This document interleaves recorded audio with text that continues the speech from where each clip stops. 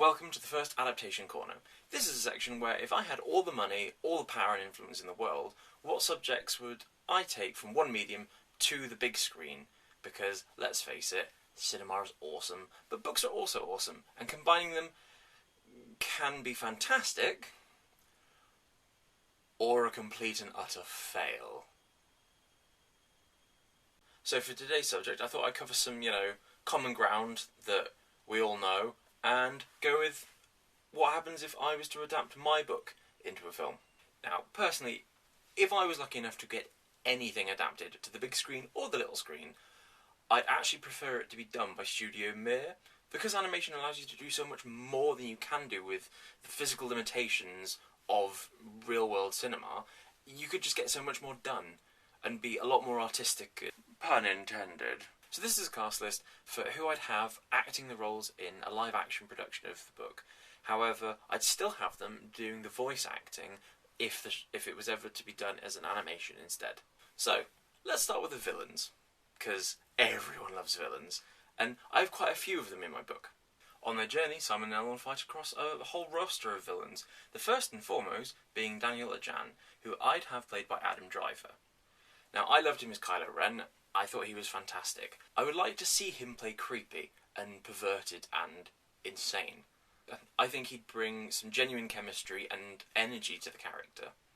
Rex Tower was always a difficult one for me when thinking about this, because I'd like a really good actor that can pour as much effort and energy as they can into such a small role, before he'd then become CGI or ideally animatronic. For that, I'd actually pick Dean Morris from Breaking Bad.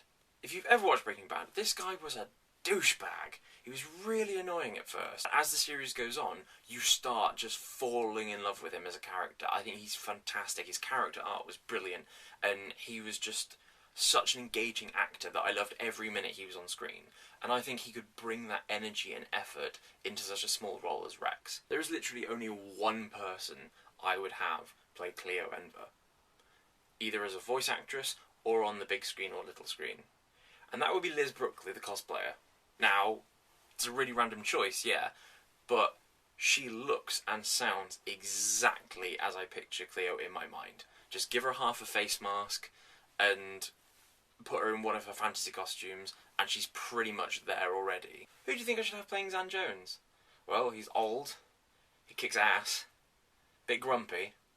Let's face it, there's only one choice here. Chuck Norris! Enough said. On to the supporting cast. Who would I have as Princess Skara? This one was actually really difficult. Since going to see The Force Awakens, I'd actually have Daisy Ridley. She could play that distant, emotionally distraught character who has a bit of a dark side, but also can be quite pretty and like, oh yes, I'm in charge because I'm your queen. Amnon was also a very difficult one for me. And then I was thinking, James Franco. Just James Franco.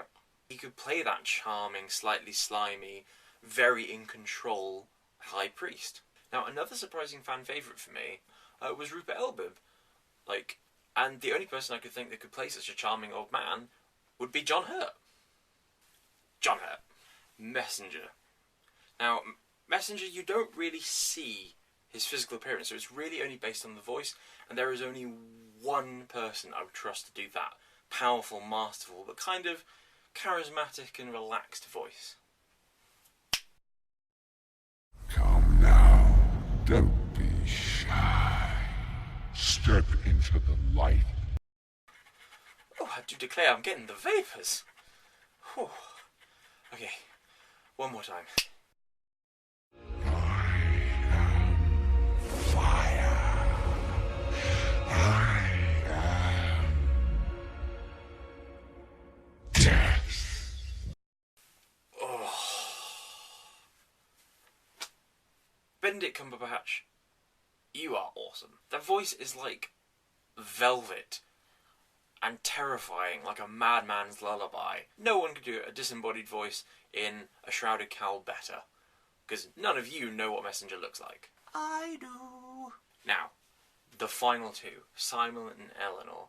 Who would I have playing the two main characters that take you by your hand and drag you along this adventure through ups and downs of their marriage, through the difficulties facing their enemies, overcoming sometimes impossible odds. There's only two people I can think of, and it makes sense because they're a real couple. Anna Faris and Chris Pratt. Now, we've all seen Chris Pratt play Star-Lord, where he just beefed out, and Anna Faris is slim and dainty, and looks wonderful with short hair. They'd be a fantastic on-screen couple, just as they are a completely fantastic off-screen couple. And that's who I would have playing the characters if I was to adapt my book, or have any say in adapting my book to the big screen. I hope you enjoyed it. I hope you agree with the list. If not, please comment below and say who you would like. Thank you all very much. Have a wonderful week, and I'll see you all later.